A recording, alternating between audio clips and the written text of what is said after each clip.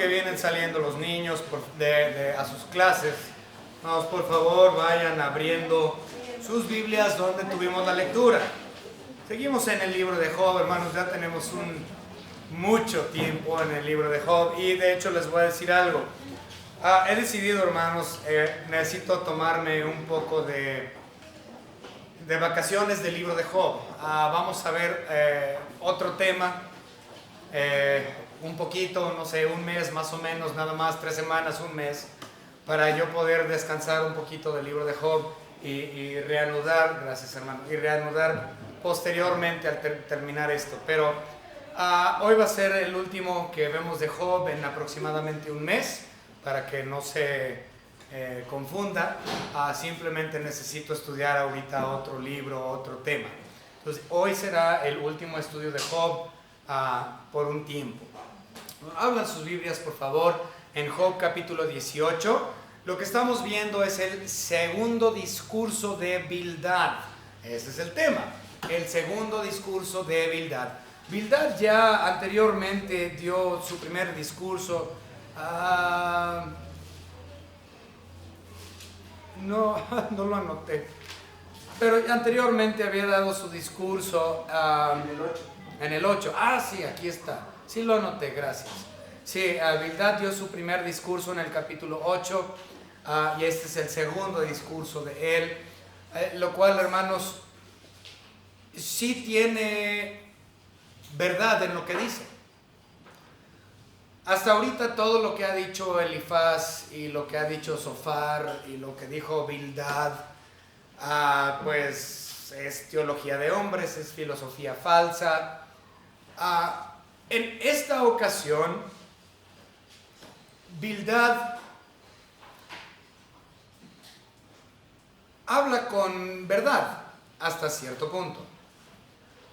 El problema es de que no está bien canalizado. Como en otros discursos, como el de Elifaz y el de Zofar que hemos visto anteriormente, ellos quieren aplicar ciertas cosas a la vida de Job cuando no tiene nada que ver con Job. Job queda exento de los argumentos de ellos. En el asunto de este discurso con Bildad es lo mismo. Bildad quiere emplear estas posturas a la vida de Job, pero otra vez, al igual que sus amigos, no aplica. Sin embargo, en esta ocasión sí tiene algo de verdad detrás de lo que dice Bildad en esta ocasión. Para este punto, en nuestro estudio de Job, ya todos están bien frustrados.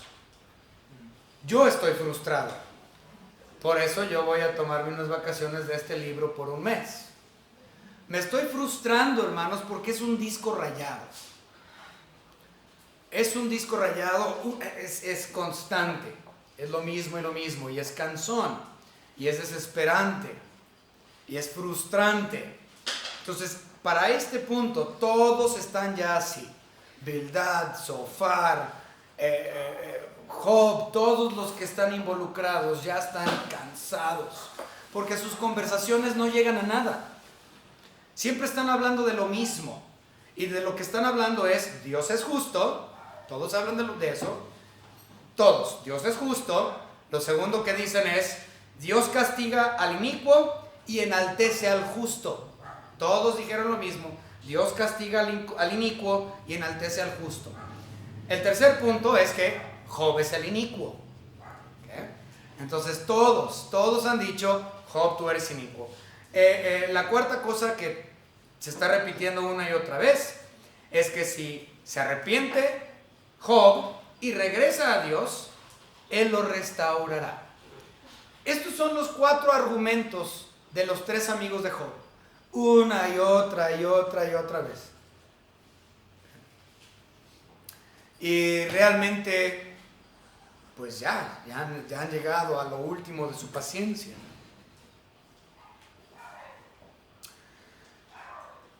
Vamos a empezar, hermanos, con una oración para comenzar con este estudio del capítulo 18. Señor Padre, le damos gracias por sus ricas bendiciones, misericordias derramadas sobre nosotros cada día, cada momento. Gracias, Señor, porque su Hijo Jesucristo es sustentador de todas las cosas. Gracias, Señor, porque usted nos da de su divina providencia. Gracias, Señor, porque usted es, en efecto, soberano. Gracias, Señor, por su magnanimidad, por su majestad, su grandeza, Señor. Le pedimos, Señor, que en esta mañana podamos aprender un poco más acerca de los acontecimientos de Job y del discurso de Bildad, su amigo. Le pedimos, Señor, que su Espíritu Santo edifique a esta iglesia, que podamos aprender, que nos ilumine por medio del estudio de su palabra, que nos enseñe las verdades profundas, el epignosis de su persona. En el nombre precioso de nuestro Señor y Salvador Jesucristo. Amén.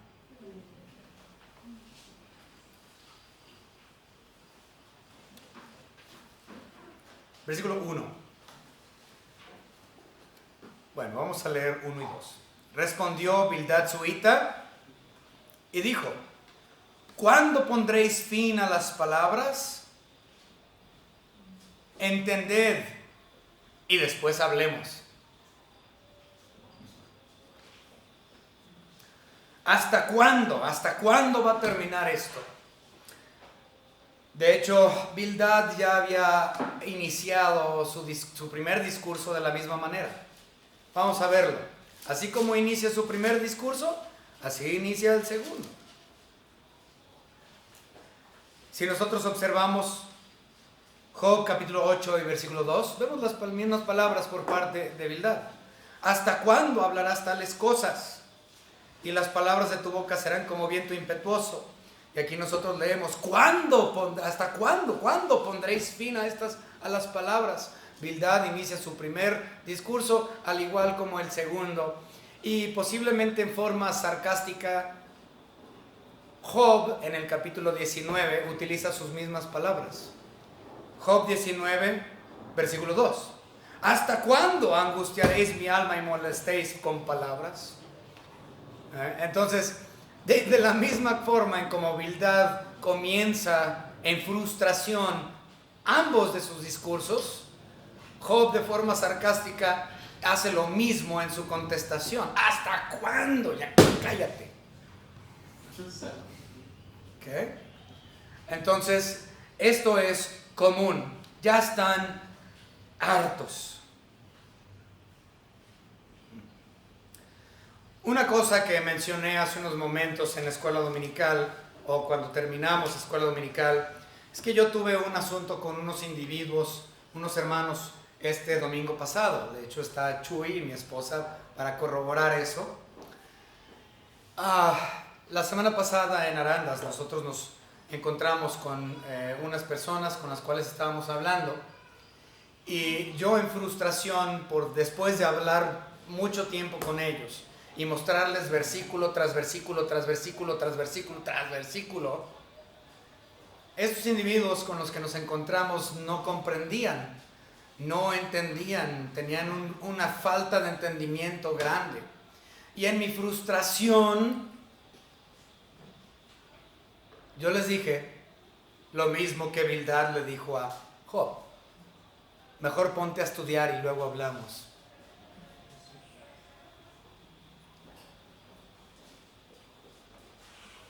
Fue mal hecho de mi parte contestarle a estas personas así. Pude haberlo hecho de una manera mucho mejor.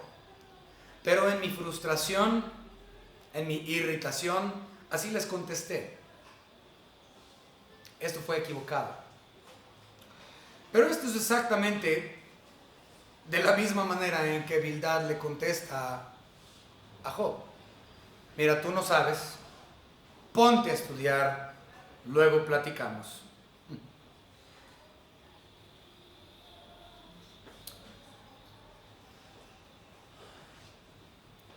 Sin embargo, en el caso de Job y Bildad, la realidad es que la falta de estudio era por parte de Bildad. Él y sus amigos no tenían un conocimiento verdadero de la teología divina. Y por lo tanto, el problema de ser disco rayado una y otra vez. Necios, necios, necios. Versículo 3 de nuestra lectura. ¿Por qué somos tenidos por bestias y a vuestros ojos somos viles? Según Bildad, Job no solo era falto de entendimiento, sino que le acusa de tratarlos como bestias ignorantes, bestias tontas, bestias que no tienen comprensión. Pues es cierto, así los estuvo tratando Job. En varias ocasiones a lo largo de sus discursos que hemos visto anteriormente, Job los trata de esa manera, tontos. Usa sarcasmo diciendo que ellos son sabios y con su sabiduría, cuando ellos mueran, la sabiduría va a morir en el mundo. Sí, en efecto, los trata como bestias ignorantes. Y Bildad se enoja y dice: nos estás tratando como bestias ignorantes. Nosotros somos los sabios, no tú. Elifaz le dijo exactamente lo mismo.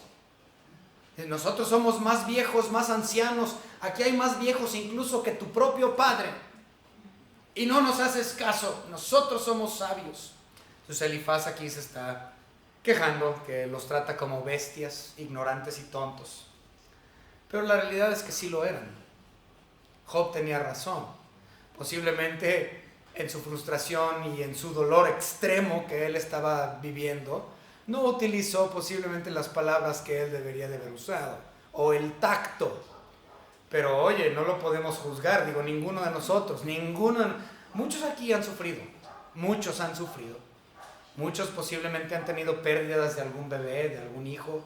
Yo sé que hay sufrimiento aquí, pero ninguno de nosotros, a mi conocimiento, hemos sufrido como Job sufrió. Y por lo tanto podemos decir, bueno, en su angustia y dolor él no tuvo tacto y habló con ellos de esta manera. Pues sí, pero la realidad es que se le entiende hasta cierto punto. Y el hecho de que él tuvo paciencia para incluso hablar con ellos, eso dice mucho del carácter de Job. Versículo 4. Oh tú, que te despedazas en tu furor, ¿será abandonada la tierra por tu causa? ¿Y serán removidas de su lugar las peñas? Este versículo es interesante. No solamente Elifaz es sarcástico, no solamente Job también puede ser sarcástico, sino que claramente con esta pregunta Bildad también puede ser sarcástico. Y aquí está hablando de la providencia de Dios, básicamente el versículo 4. La providencia de Dios implica su cuidado por nosotros. Eso es a grandes rasgos muy generales, la protección de Dios, su providencia. Y él dice, o Bildad le está diciendo a Job en este versículo, que él está muy enojado. Te estás despedazando con tu ira. Y luego viene la pregunta: ¿será abandonada la tierra por tu causa y serán removidas de su lugar las peñas? En otras palabras, Dios va a ser exento en cuestión a la providencia suya para contigo. ¿Va Él a cambiar su forma de hacer las cosas por ti? La respuesta es no, porque Dios es inmutable. Por lo tanto, es cierto. Dios no va a cambiar su forma de ver las cosas y hacer las cosas por un solo individuo. Ahora sí, Dios tiene misericordia de nosotros, es cierto, y nos da su bondad a diario, es cierto. Pero Él es inmutable y nadie es exento. Y eso es básicamente lo que está diciendo aquí Bildad a Job. La providencia de Dios no cambia por ti.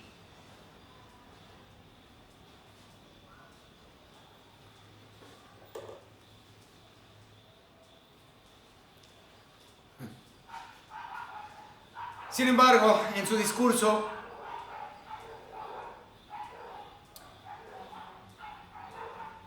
Bildad usa una técnica muy interesante que vamos a ver a partir del siguiente versículo, del versículo 5. De hecho, del versículo 5 hasta el versículo 21, del 5 al 21, Bildad cambia su táctica. Todo cambia.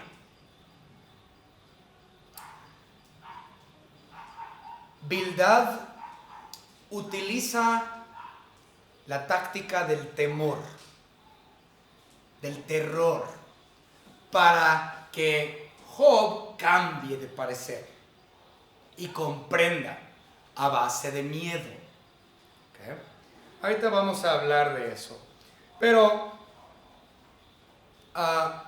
muchas personas cambian su manera de pensar y su postura, su modo de actuar, sus acciones, por el temor de lo que pasará si no cambian.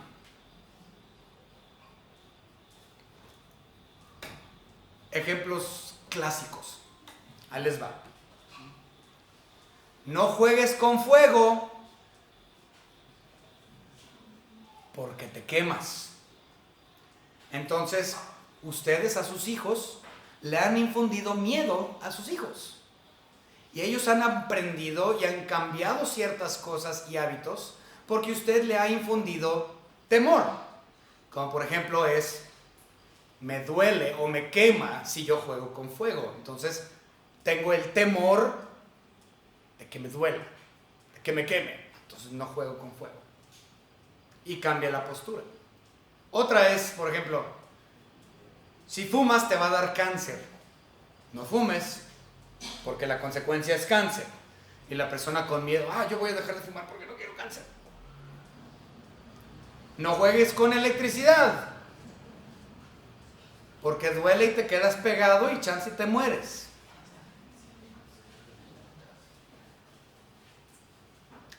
Otro ejemplo clásico. Compra seguro de gastos médicos. Porque si tú no tienes seguro de gastos médicos, el temor es, si hay una emergencia, te vas a ir a la quiebra. Entonces, ¿qué hace la gente? Consigue seguros de gastos médicos por el temor a quedarse en la quiebra. Pero la forma más clásica para nosotros como cristianos de infundir temor, para que haya un cambio de mente, es la siguiente. Si no aceptas a Cristo y su obra redentora que Él hizo en la cruz del Calvario, te vas al infierno. Entonces, infundir temor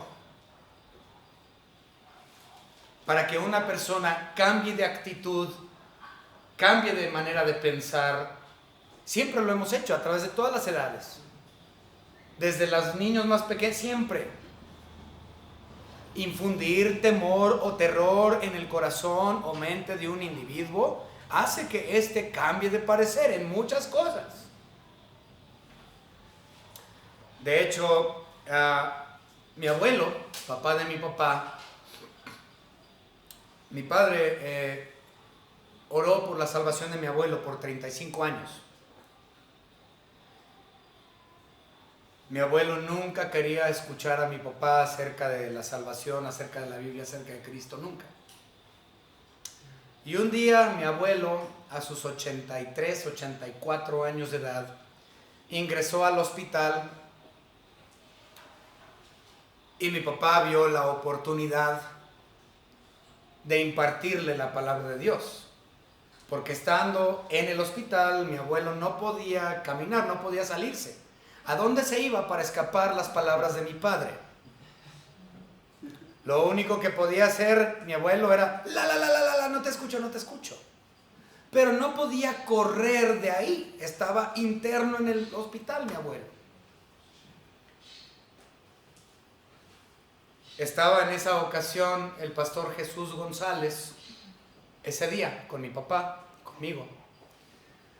Y dijo mi padre, había 2 entradas a la habitación de hospital de mi abuelo.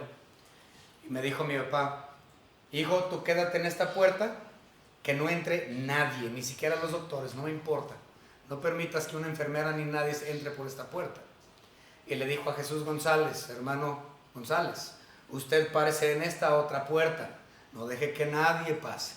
Voy a darle el plan de salvación a mi papá. le guste o no le guste. Mi papá entró a la recámara de hospital de mi abuelo, cerró las puertas. Jesús González y yo nos quedamos afuera. Y mi papá le abrió la Biblia y le empezó a decir a mi abuelo: yo sé que tú no quieres escuchar, pero no tienes opción, y vas a escuchar. No vas a correr. ¿Para dónde corres? O escuchas o escuchas. Y mi papá le dijo: padre, tú te vas a ir directo al infierno. Y tu cuerpo se va a podrir.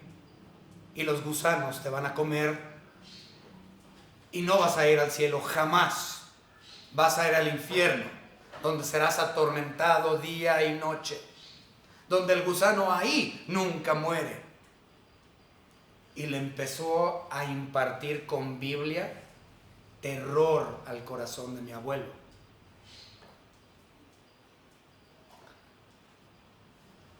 Él se enojó tanto que lo escuchamos gritar de adentro: cállate, Jerry, ya no te quiero escuchar, vete, lárgate. Y mi abuelo corrió a mi padre del hospital. Esa noche, como a las 3 de la mañana, mi abuelo le habla a su esposa, quien era creyente, y le dice a su esposa, se llamaba Perla, le dice: Perla, dice mi abuelo, ven, dime cómo puedo ser salvo, dime acerca de la salvación. Dice: no he dormido en toda la noche porque yo sé que si yo cierro los ojos yo voy a morir y voy a despertar en el infierno, como me lo dijo mi hijo. Ven y dime cómo puedo ser salvo, Perla. Y Perla le dijo: mira, Clayton, así se llamaba mi abuelo, mira, Clayton, tú has vivido 84 años sin Cristo. Yo no me voy a levantar ahorita a las 3 de la mañana para darte el plan de salvación. Aguántate, mañana nos vemos.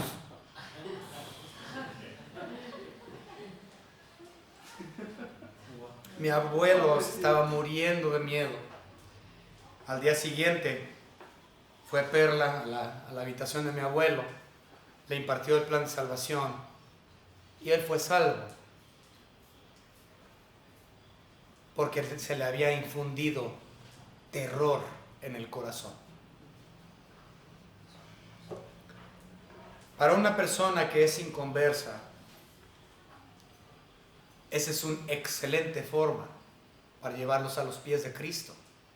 Infúndeles terror.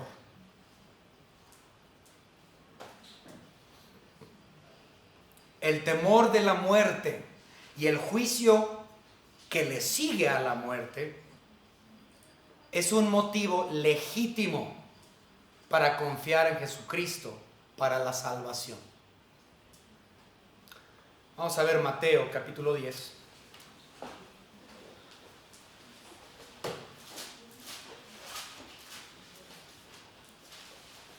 Versículo 28.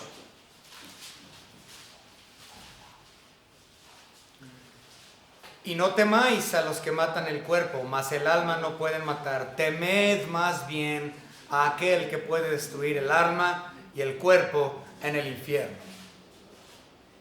Entonces el temor es un motivo legítimo para confiar en Jesucristo como tu Salvador. No tememos o no deberíamos de tener temor por cuestiones de este mundo. Nuestro verdadero terror debe de venir por lo que acontecerá posterior a esta vida. Pablo dijo algo muy similar en 2 de Corintios. Vamos rápidamente a 2 de Corintios para darle lectura. 2 de Corintios, capítulo 5 y versículo 11. La palabra de nuestro Señor dice lo siguiente: conociendo pues el temor del Señor, persuadimos a los hombres, pero a Dios le es manifiesto lo que somos, y espero que también lo sea a vuestras conciencias. ¿Por qué persuadimos a los hombres? Por el temor del Señor, por el temor de aquel que no mata el cuerpo, sino el alma. El temor, el terror impartido en el corazón de un individuo para la salvación es una excelente herramienta para la evangelización. Lamentablemente Bildad cometió 2 errores. Número 1, era que Job ya era creyente y por lo tanto las palabras de Bildad no aplicaban. Él ya era creyente. La salvación no era en ese momento para Job, porque Job ya era salvo.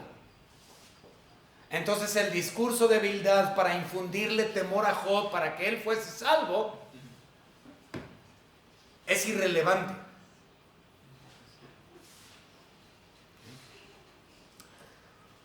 El segundo error, bueno, vamos a ver que Job era ya salvo. Vamos a verlo, Job, y ya lo hemos leído mucho, pero vamos a verlo. Job capítulo 1, versículo 1. Dice, hubo en tierra de Uz un varón llamado Job, y este era hombre perfecto, recto, temeroso de Dios, apartado del mal. Ya era salvo, ya temía a Dios. Y el versículo 8 del capítulo 1, y Jehová dijo a Satanás, ¿no has considerado a mi siervo Job, que no hay otro como él en la tierra, varón perfecto y recto, temeroso de Dios y apartado del mal? O sea que el mismo Dios ya lo reconocía a él como salvo, recto, justo, perfecto.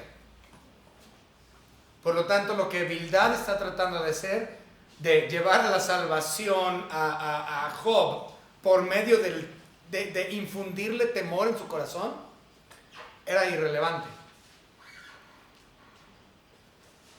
Muy cierto, y un método buenísimo, pero irrelevante para con Job.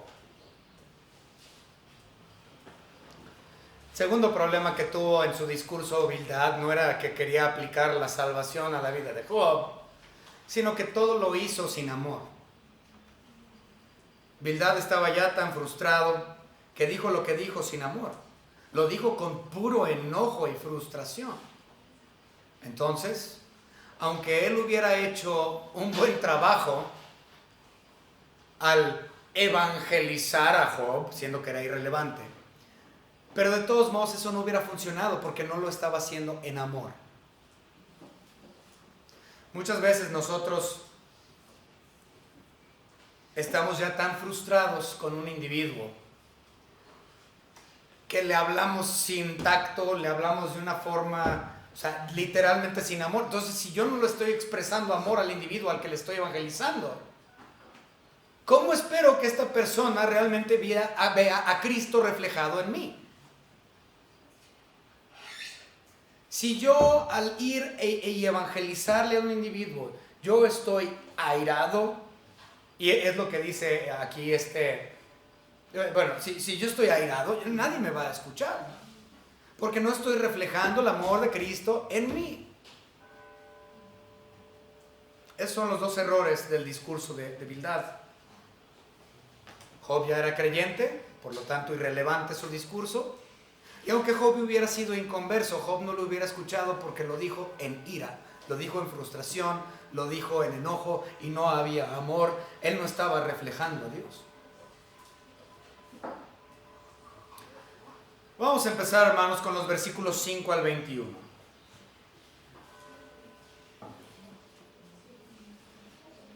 Primero los versículos, ahora, ahí les va. Antes de empezar con esto, Bildad en estos versículos del 5 al 21 da 4 ilustraciones para infundirle temor a Job. La primera ilustración lo vemos en el versículo 5 y 6.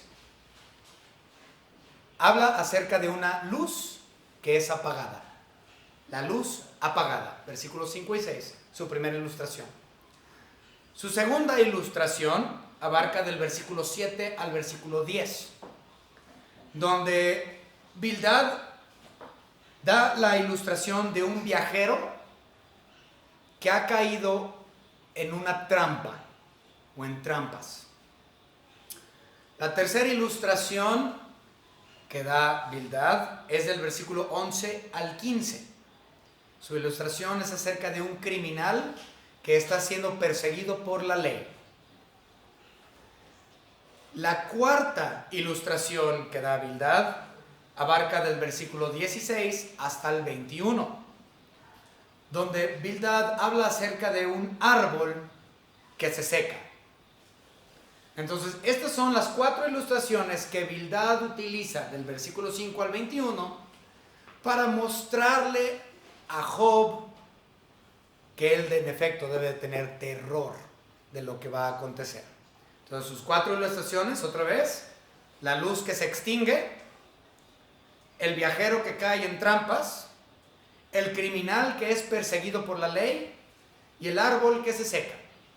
Estas son las 4 ilustraciones que utiliza Bildad para infundirle temor al corazón de Job, aunque esto es irrelevante.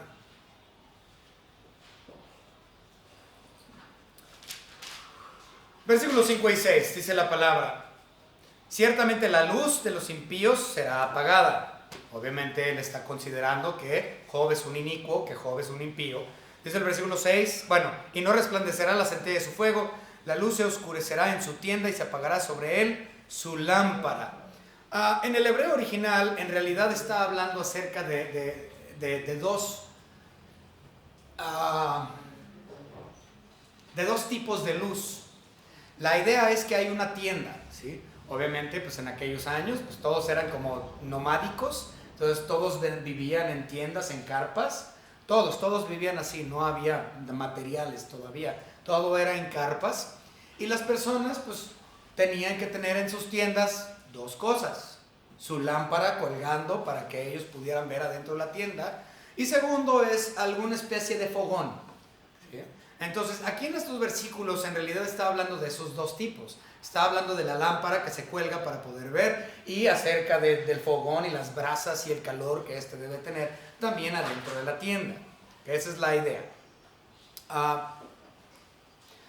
La luz, claramente, nosotros sabemos desde Génesis hasta Apocalipsis, e incluso culturalmente, luz implica vida, mientras que la oscuridad implica muerte, ¿sí? ¿Y quién da vida? ¿Y quién da muerte? Dios. Él es el que nos da el aliento de vida a todo hombre, para que nosotros vivamos y seamos. Pero también Él es el único que puede extinguir a todo hombre. Él es quien tiene poder sobre la vida y la muerte. Vamos a ver Hechos capítulo 17. Hechos capítulo 17, versículos 25 y 28. Hechos 17, 25 y 28. Dice la palabra de nuestro Señor Dios: ni es honrado por manos de hombre como si necesitase de algo, pues Él es quien da a todos vida y aliento y todas las cosas. Por Él somos, por Él vivimos, por Él existimos. Versículo 28 de ahí mismo de Hechos 17: porque en Él vivimos y nos movemos y somos, como algunos de vuestros propios poetas también han dicho, porque el linaje suyo somos.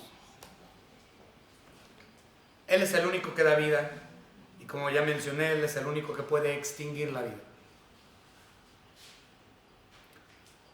Bildad aquí está diciendo que básicamente, Job, si tú continúas como impío e inicuo que eres, Dios va a extinguir esa mecha, va a extinguir tu vela, va a acabar con tu lámpara, tu vida va a terminar.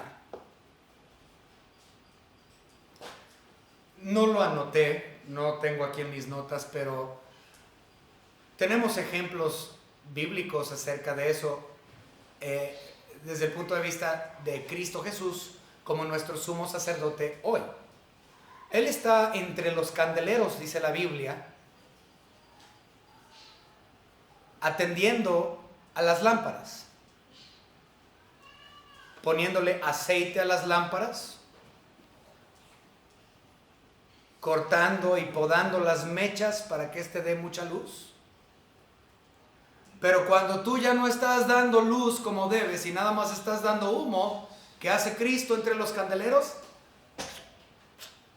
De plano, corta y quita tu mecha. Es decir, como cristiano, Dios también nos mata y nos lleva cuando Él quiere, a base de nuestra, o sea, conforme a lo que estemos haciendo. Porque sí, en efecto, hay pecado de muerte para el cristiano. Si el cristiano comete algo, Dios simplemente, adiós, bye bye. Prefiero que estés en gloria conmigo a que estés ahí en el mundo haciendo fechorías. Entonces, adiós. ¿Cómo, perdón? Bien, vamos a verlo. Gracias, hermano. Apocalipsis 2.1. Vamos rápidamente a Apocalipsis 2.1 para darle lectura. Gracias, hermano Jorge, por la cita. Apocalipsis 2.1 nos dice la palabra de nuestro Señor Dios. Escribe el ángel de la iglesia en Éfeso, el que tiene las 7 estrellas en su diestra, el que anda en medio de los candeleros de oro, dice esto. Bueno, eso es él como sumo sacerdote dentro de los candeleros. Pero una de sus obras es cortar las mechas, quitar tu vida, quitarte el aliento de vida que Él te dio. Así como la lámpara y los carbones, la vida es delicada y con un pequeño viento o lo que sea, se extingue nuestra lámpara. Vamos a ver rápidamente 1 Samuel. En otras palabras, estamos muy cerca de la muerte siempre. Siempre estamos así de la muerte. No, somos delicados, al igual como una llama de una vela. Nuestra luz es como la llama de una vela. Y ya. Estamos así de cerca de la muerte. Diario. 1 Samuel capítulo 20, versículo 3. Observen lo que dice este versículo.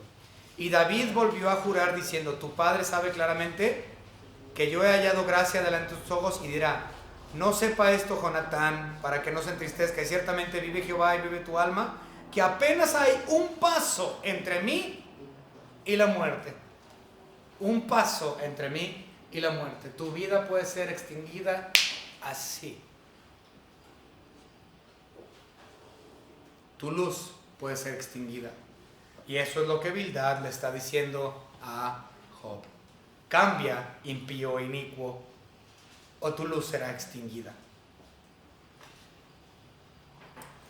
El punto número 2, o la ilustración número 2 que da Bildad, es del viajero atrapado en una trampa. Vamos a leerlo rápidamente. Viene del versículo 7 al 10 de nuestra lectura, 7 al 10. Sus pasos vigorosos, porque está viajando, es el viajero, sus pasos vigorosos serán acortados, su mismo consejo lo precipitará. En otras palabras, su misma frustración lo precipitará. Ahorita vamos a hablar acerca de eso, su frustración. Ahí va. Porque red será echada a sus pies. Esta es la primera trampa, una red. Y sobre mallas andará. 9. Lazo, esa es la segunda trampa. Lazo prenderá su calcañar, es decir, que te agarra del tobillo un lazo. Así, te agarra el tobillo. Se afirmará la trampa contra él. Su cuerda, otra trampa, está escondida en la tierra, y una trampa le aguarda en la senda. De todas partes lo asombrarán temores y le harán huir desconcertado. En otras palabras, él ha estado atrapado en una trampa de la cual él no puede huir. Hay la idea aquí del lazo, que menciona que el lazo está escondido. Yo no soy de ustedes, pero a mí me gusta ver en la televisión de esos de los programas esos de supervivencia. Antes me gustaba, veía el de supervivencia al desnudo y todo eso, ¿no? Y siempre que se están muriendo de hambre, agarran un lacito y hacen una trampa y ponen ahí la rueda del lazo con un nudo que se recorre ¿va? Y ahí lo dejan y al día siguiente van y lo buscan. Y ahí está un animalito del pescuezo, ¿no? Todo muerto. ¿Qué pasó? Se frustró el animalito, quedó atrapado en el lazo, en la soga, y él jalaba y jalaba y jalaba, y su frustración misma lo llevó a su muerte. Y eso es lo que implica aquí, lo que ya leímos en el versículo 7. Sus pasos vigorosos serán acortados y su mismo consejo lo precipitará. En otras palabras, me quiero salir, me quiero huir, quiero salir de este. Ya quiero.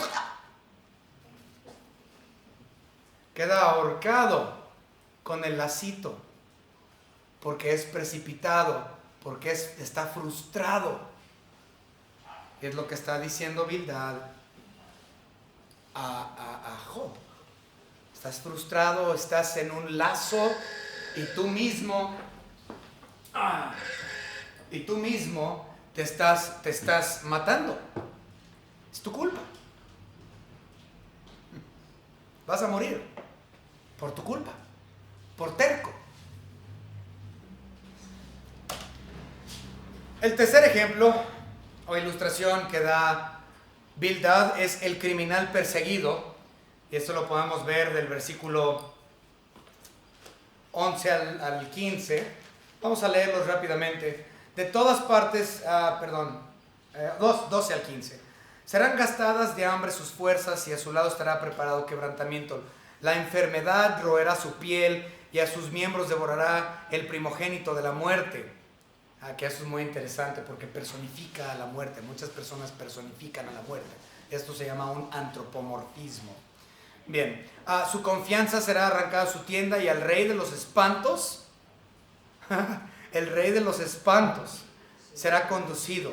En su tienda morará como si no fuese suya. Piedra de azufre será esparcida sobre su morada.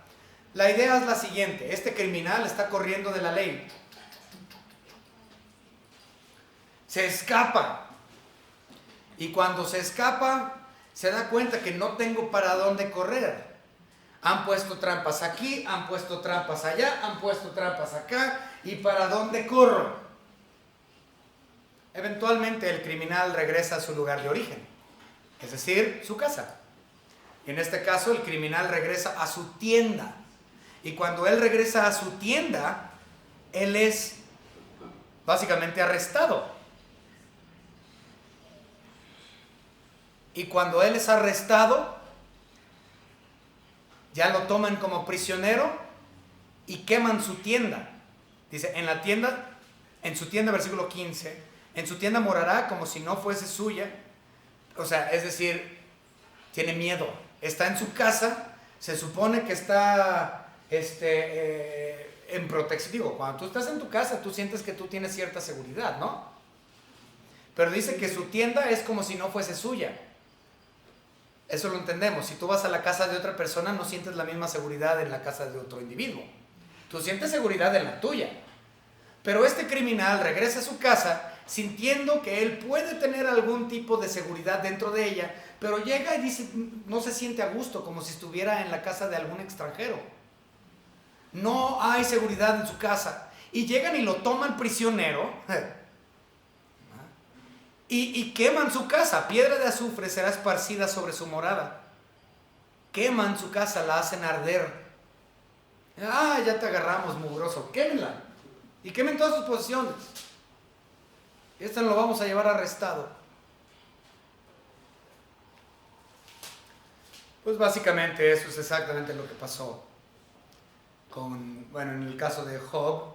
Él perdió todo, su casa, todo lo perdió. Y está diciendo aquí Bildad, pues tú eres como ese criminal que estás corriendo y eventualmente vas a ver tu muerte, vas a ver tu arresto y todo se va a ir a la ruina. Tú eres ese criminal que está siendo perseguido por Dios. Es la idea. La cuarta ilustración, sí, la verdad sí está medio cruel por parte de Bildad. La cuarta ilustración es del árbol que se seca. Eso del 16 al 21. Dice, abajo se secarán sus raíces y arriba serán cortadas sus ramas. Si ustedes recuerdan, Job anteriormente, en uno de sus discursos, él había hablado de un árbol cortado. Pero en el caso de Job, él veía esperanza en ese árbol cortado. Y él veía resurrección en ese árbol cortado. Si ustedes recuerdan, él había dicho que un árbol, tú lo cortas, pero no muere, sino que sale una ramita, sale un retoñito. Y eventualmente ese árbol vuelve a crecer y vuelve a vivir y vuelve a ser un árbol otra vez. ¿Sí? Eso fue lo que dijo Job. Bueno, vamos a verlo. Job capítulo 14, para recordarlo, versículos 7 al 11. Job 14, 7 al 11. Porque si el árbol, es Job quien está hablando, porque si el árbol fuere cortado, aún queda de él esperanza. Retoñará aún, y sus renuevos, es decir, sus hijos, no faltarán. Que obviamente todos los hijos de Job fallecieron. Dice, si se envejeciere en la tierra su raíz y su tronco fuere muerto en el polvo, al percibir el agua reverdecerá y hará copa como planta nueva. Mas el hombre morirá y será cortado, perecerá el hombre, ¿y dónde estará él? Bueno, el asunto es de que Bildad no estuvo de acuerdo con eso. Bildad dijo, no, tú cortas un árbol y el árbol no hay esperanza y muere. Entonces está utilizando la misma ilustración de Job, pero invirtiéndola y diciendo, no hay esperanza para ti. La raíz se muere, las ramas se mueren, todo se muere, ya no hay renuevos, ya no hay fruto, tú no tienes hijos, ya todos se te murieron, no vas a ver resurrección, no vas a ver esperanza, no hay nada para ti, Job. Wow, eso es duro.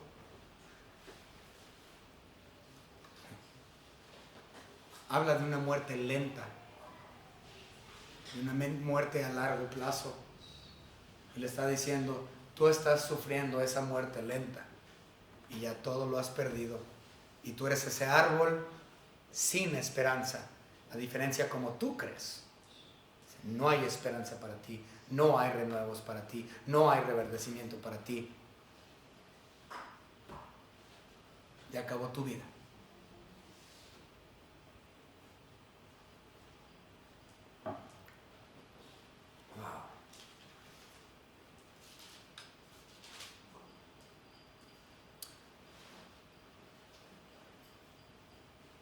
Vamos a terminar de leerlo nada más. Dice, versículo 17 al 21, su memoria perecerá de la tierra y no tendrá nombre por las calles. De la luz será lanzado a las tinieblas y echado fuera del mundo. No tendrá hijo ni nieto en su pueblo, ni quien le suceda en sus moradas. Sobre su día se espantarán los de occidente y pavor caerá sobre los de orientes. Ciertamente tales son las moradas del impío y este será el lugar del que no conoció a Dios. Bildad asume erradamente que Job no conoce a Dios.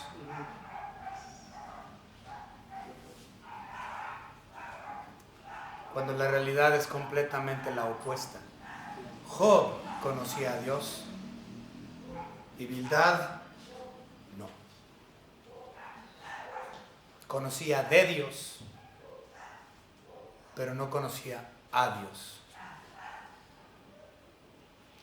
Tantas veces las personas que están sin Cristo quieren argumentarnos a nosotros acerca del conocimiento de la persona de Cristo, cuando ellos no pueden discernir las cosas y están cegados, opinando filosofías de hombres y nada de la Biblia. El método de infundir terror en un individuo para que éste conozca a Dios es un buen método y es válido. Y es un motivo legítimo. para ser salvo. Este método funcionó para mi abuelo. Posiblemente usted también recibió a Cristo porque a usted se le dijo de un infierno muy verdadero. Y así es como en efecto debemos de impartir el Evangelio, para que el Evangelio infunda temor y terror en los corazones de los individuos y acepten la gracia de nuestro Señor Jesucristo, reciban esa gracia. Pero no sea como Bildad, tratando de imponer e impartir temor a una persona que ya es salva. El cristiano puede temer por muchas cosas, pero no por cuestiones de la vida después de esta. Pero nuestro temor y terror principal y único realmente debe de ser para aquel, nuestro Señor Dios. Él es digno de ser temido. A Él teman. Si usted no es cristiano, usted no se ha preparado para la vida después de esta. Y por lo tanto, su temor debe de ser para el juicio venidero. 1 Corintios, capítulo 15, versículo 26. 1 Corintios 15, 26 nos dice: y el postrer enemigo que será destruido es la muerte. Pero para el que no es creyente, la muerte segunda es para siempre. Si usted es salvo, usted no verá muerte, ni física, ni espiritual, sino que usted vivirá eternamente. Vamos a leer por último Juan capítulo 5 y versículo 24 y terminamos en oración. Juan capítulo 5, versículo 24.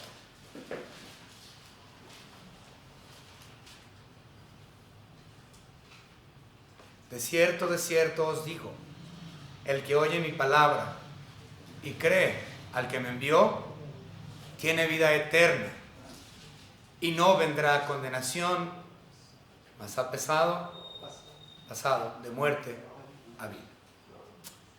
Espero que usted haya tenido temor de Dios y temor del juicio venidero, y que haya sido usted tocado por el Espíritu Santo, que le haya convencido de pecado, de justicia y de juicio, y que usted en ese temor haya llegado a conocido a Cristo Jesús como Salvador. Pero si no lo ha hecho, usted va a morir y no tendrá vida eterna, porque no está en Cristo Jesús. Vamos a orar. Señor Padre, gracias le damos por todo lo que nos ha dado, su salvación preciosa, mediante la obra redentora que usted hizo por medio de su Hijo Jesucristo en la cruz del Calvario. Señor, estamos pidiendo que su Espíritu Santo, y sabemos que su Espíritu Santo obra. Le pedimos, Señor, que Él esté obrando en los corazones de aquellos quienes están aquí esta mañana, que no te han conocido, que no han conocido a su Hijo Jesucristo, que no saben qué es la gracia, que no saben qué es la salvación, que lo único que les espera es la segunda muerte y el juicio por venir. Te pido, Señor, que su Espíritu toque corazones en esta mañana y que sean salvos por usted, si es su voluntad.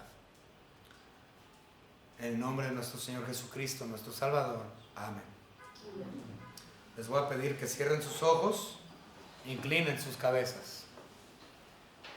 Esta pregunta es muy importante. Es la pregunta más importante que jamás alguien le va a preguntar en su vida. La pregunta es: cuando tú mueras, ¿a dónde vas? ¿Dónde vas? Hay dos lugares, el cielo y el infierno. No hay un tercer lugar, es lo único que hay. cielo e infierno, y tú vas a morir y a uno de esos dos vas a ir. Cuando tú mueras físicamente, ¿vas a vivir nuevamente? ¿Vas a tener vida eterna? O si tú mueres,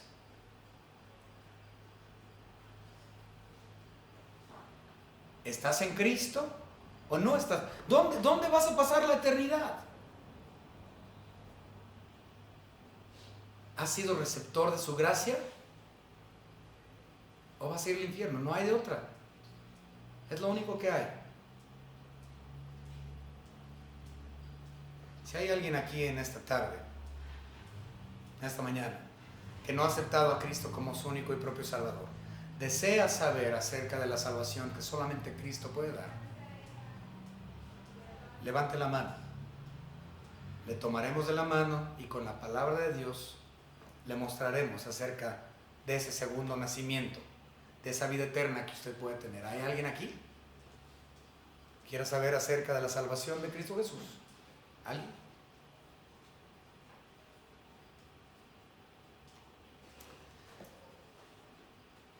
Señor Padre, gracias por esta su congregación. Señor, le pido que nuevamente que corazones sean tocados por parte de su Espíritu Santo y que conozcan a su Hijo Jesucristo, la única y verdadera luz. En el nombre precioso de nuestro Señor y Salvador Jesucristo. Amén. Muy bien. Hermanos.